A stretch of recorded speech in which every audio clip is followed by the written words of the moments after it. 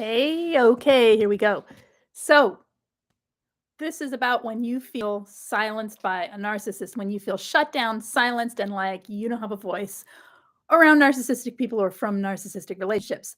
So, go ahead and I'm going to wait for people to come in before I obviously talk to you guys. But I made a video a couple days ago about when the narcissist does the silent treatment, and somebody put in there, I'm the one that feels like went silent. And I said, you know what? That's a good topic. I've talked about this before. Let's do it again.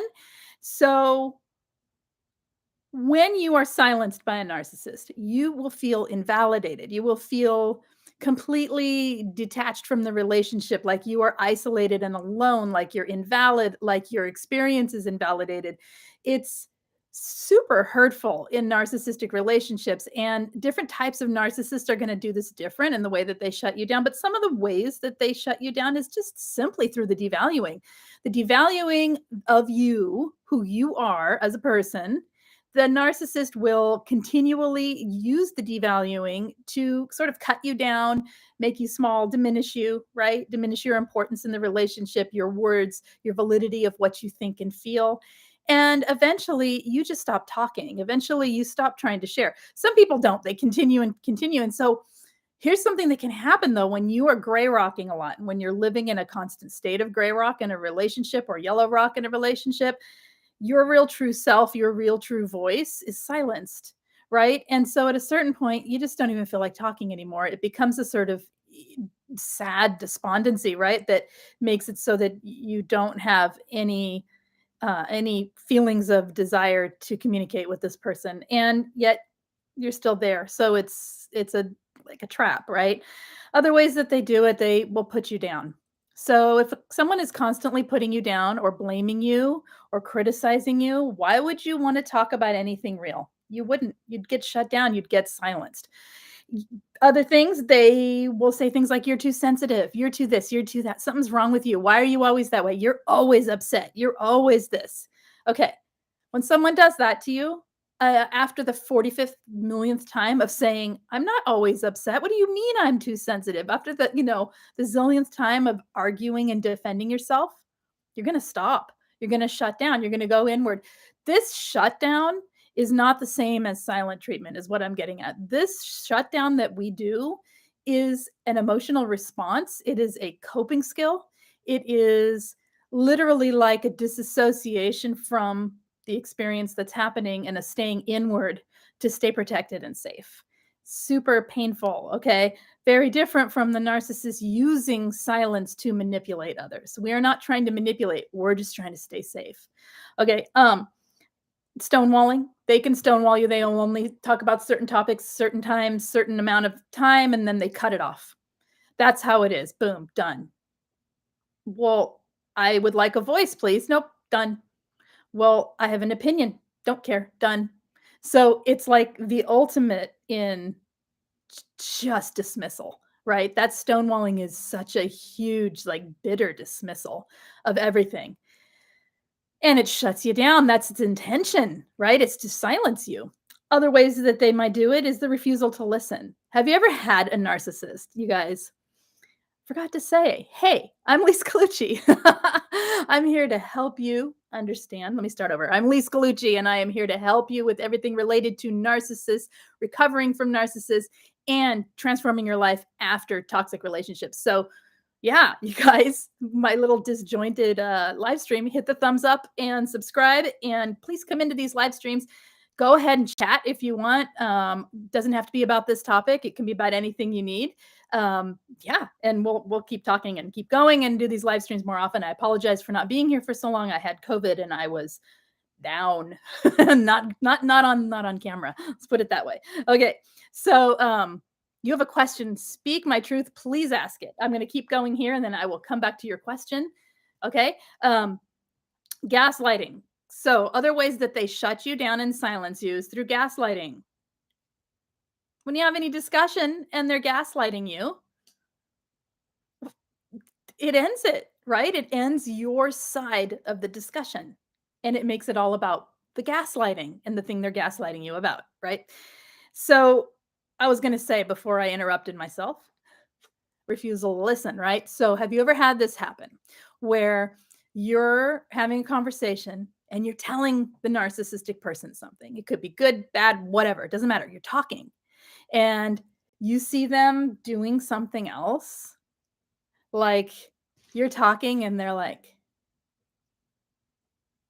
and they're not listening to you, or they turn on the television, or they start talking to the dog. Oh my gosh, you're in the middle of a conversation, you're telling them something, and they're like, "Oh my gosh, you're such a cute dog." You're right, and they're playing with the dog, and you're going, "Am I here?" It's like it's on purpose to make you feel invisible, to make you feel like you don't exist. Mhm. Okay, and it does, and it hurts. Okay, so another thing they might do is give you the cold shoulder, which is similar to the silent treatment, but maybe with some "mhs" and grunts and words, right? And like they're still talking to you, but it's sort of cold shoulder and snubbing and smug and, standoffish. They might full on give you the silent treatment, which of course makes you go silent because it doesn't matter what you say, they're being silent. So you're talking to a brick wall.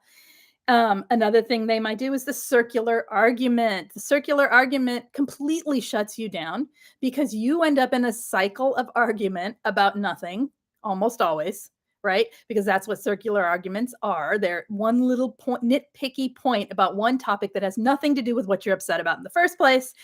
And the narcissist will grab it, run with it so that they can avoid all accountability to the thing you actually need to talk about. And then in the meantime, you are silenced. Okay. And then the other thing I have written down here, um, threats of leaving you, threats of discard, right? Is a way that they silence you. So you just be quiet and then you don't have to worry about them running away and leaving you, right? And all of this, it makes you feel tired. It's exhausting. It is depressing. It's isolating, dehumanizing. You're invisible. You don't count. You don't matter. Your voice is not heard. And it makes you unhappy, right? It it makes you feel awkward and uncomfortable when you do try to talk to anyone. The first time you're validated after this happens, the first time somebody validates you, it's like drinking water after a year of thirst, right? It's incredibly noticeable when someone pays attention to you, and sometimes that can be uncomfortable because suddenly someone's hearing you and you get stuck in this feeling of being an invalid human. You get stuck in this feeling of being of not mattering and not being heard. You start to doubt your own voice, you start to doubt your own reality, and you start to question everything about what you think and what you know, because it's the whole point of this is to keep you orbiting around the narcissist so that you have nothing of your own, no thoughts, no feelings, no nothing of your own that interferes with the narcissistic viewpoint, the narcissistic narrative that's coming from their ego. Okay, and is that what I said? Yeah. So, and it's also just easier to be quiet. It's easier to be quiet when this is going on than it is to try and have a conversation, to try and fight it, than to, I mean, it's less it's less loud. Let's put it that way, because the only other way to be heard is to get loud, and a lot of us don't want to. All right. Okay, so I'm going to read what you guys are saying here. Ooh, okay. Speak My Truth said, I made a mistake, jokingly gave my partner the silent treatment when I was joking. I wasn't trying to manipulate. He popped off, cussed at me, and threatened me by saying if I didn't calm down, I would see his other side. Oh, really? Isn't that interesting? That's always a telling statement. He said he wouldn't physically harm me when I asked him to clarify. But since then, I have not felt safe around him. Well, I wouldn't either. I think you're feeling accurately. I know I was wrong, but I don't think I deserved that. You're allowed to make mistakes in relationships, and you're allowed to make a joke that's ill-timed and not okay once in a while, and maybe even hurts a feeling once in a while, as long as you aren't doing it on purpose, right? You catch it, you apologize, and you move forward. Everyone should be allowed to have some flexibility in relationships where they're less than perfect, right? And I- you know, obviously you pushed a button because probably he knows he gives the silent treatment, is my guess. And so he either thought you were mocking him or you were doing the thing that he is the most afraid of, whatever it is, you pushed a button, okay? And not on purpose, like you said, but it happens. I have like one little, okay, it's doing weird stuff today. I'm just going to do that. Okay, live streams, you know. Anyway, um, so when somebody says that statement, you will see, if you keep doing it, if you do it again, you're going to see my other side. You know, sure, we all have our angry side. We all have our hurt side. We all have our reactions when we're triggered, which looks like the other side of us, right? But when you're apologizing and someone says that, that's a huge red flag. There is something in that. Like right when I read that, I was like, oh no. Yeah, I don't blame you for not feeling safe around him. And I think it's going to take time. And if there's other red flags, then, you know, that's what you're looking for in any relationship with anyone, is the series of red flags, not just one thing. So I would say pay attention to that. Pay attention to the way you feel about it, because it's real, right? Don't doubt yourself. All right. 100%, thousand million bazillion percent with the title. Yeah. Eid, I felt like I was narcissistic just by exposing their bad behavior to them. Isn't that interesting, right? Because they become such victims, right? Funny thing is, a person that feels empathy will care about how they made others feel. They just deflect. So accurate, so true. Oh my gosh. Yes. Mhm. And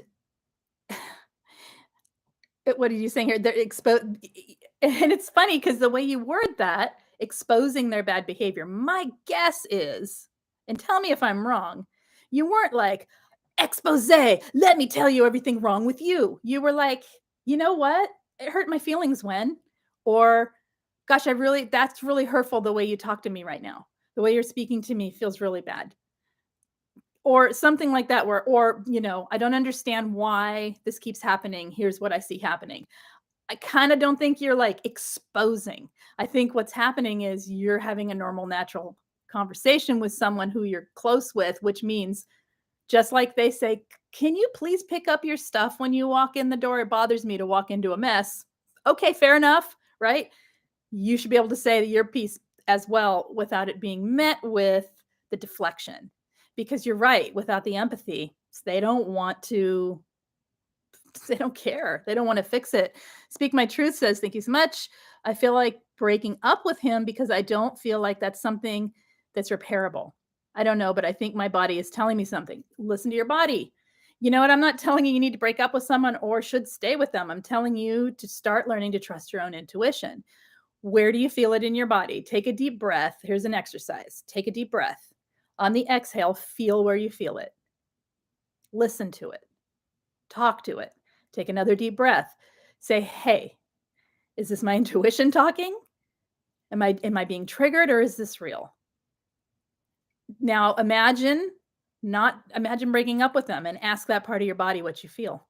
You know what I mean? Like start paying attention to these cellular experiences of thoughts and ideas and emotions. Sometimes they're just triggers. And I say just because we don't want to live our life, you know, bouncing from trigger to trigger, of course. And sometimes it's an intuitive read that where you're getting and you're picking up. You know, you can go and be around someone and just feel exhausted afterwards. And that exhaustion can be because you had such a good time and you're legitimately tired. Or that exhaustion can be a complete and utter psychic, emotional, mental, and physical drain because that person has sucked all the energy out of you. And the only way to know is a couple of experiences, right, with the person and asking yourself these kind of questions. Why am I tired? Where is the exhaustion? What does it feel like?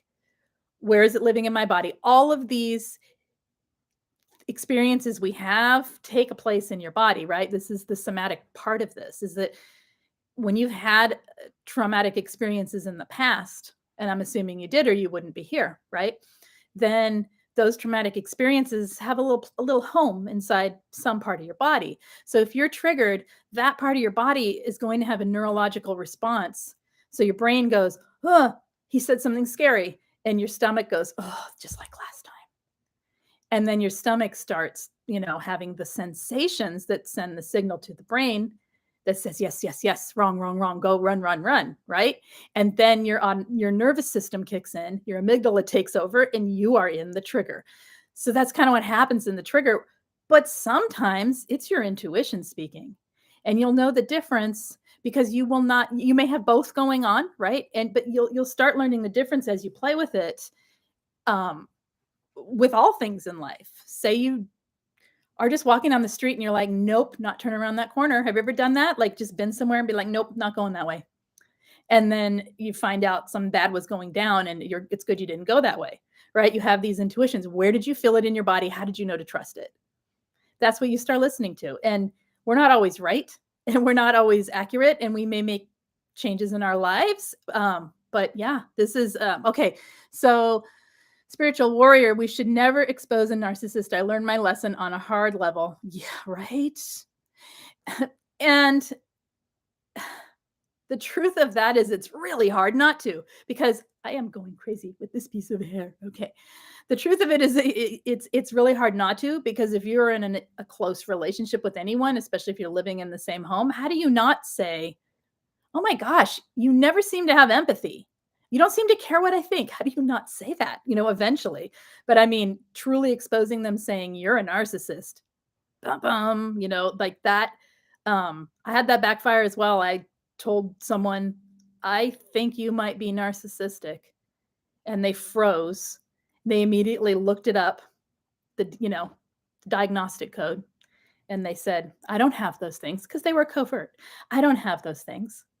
And I thought, well, not classically, no, but you kind of do. Yeah, actually, you really do. And then it was a race to see who could prove the other one the narcissist. You know what I mean? Because they'll turn it on you. Yeah.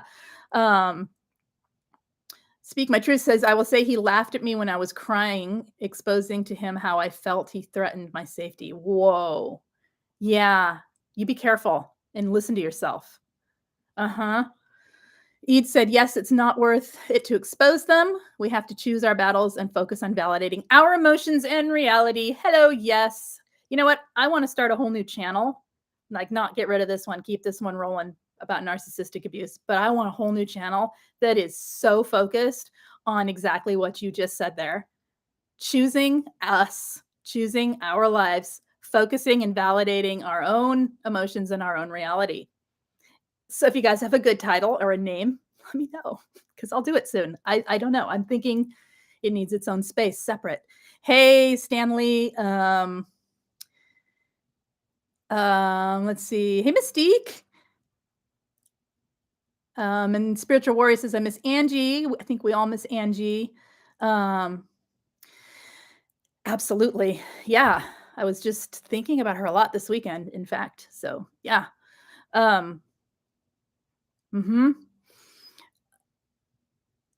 It's like, I don't know what to say, right? Like it's a tough one for the whole community. I think everyone has a giant hole where she was, right?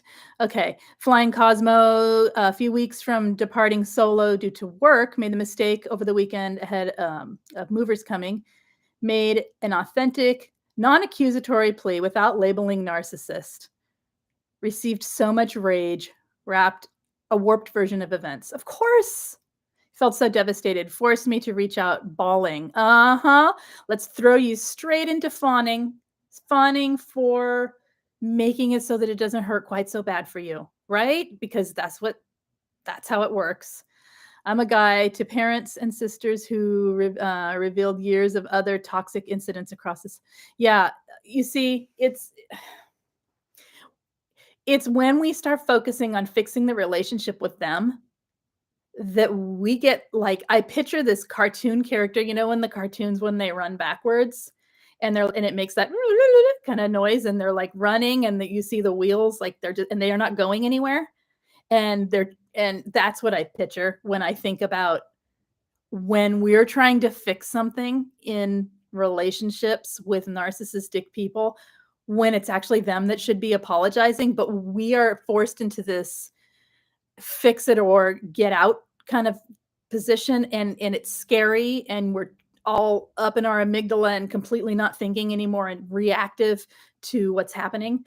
So yeah, and that's because we're trying to fix something that can't be fixed, right? We're backpedaling literally to try and smooth it over just so they won't react. Spiritual Warrior says, I thought I was a narcissist. I kept asking myself. I later became victimized and abused mentally, emotionally, and spiritually. Oh, that's awful. And I think not uncommon to have that thought about oneself, especially if you were raised by toxic people, because my guess is lots of fleas, lots of narcissistic traits picked up, and defensiveness and avoidance because of being raised by people who weren't good to you and nurturing to you and treating you well. And then we have to learn and we have to change things, or we're gaslit so hard that when we say something, they go, no, it wasn't, it was you. Like, we're with covert narcissists, right? And you say, why are you being mean to me? I'm not mean to me. You're mean to me, and I am. And then by the time you're done with the conversation, you actually are angry, right? So you can prove that you're horrible because you were so angry when really it was reactivity. So yeah, it's not surprising. Flying Cosmo says, I felt so devastated, forced me to reach out. Oh, I read that part. Sorry. Felt awful about the things she did and said behind my back. And my family did not disclose to avoid hurting my feelings. Yeah, that blatant cover of narcissistic behavior that have overwhelmed me now. It's innocent, right? In a way, because they're trying not to hurt you.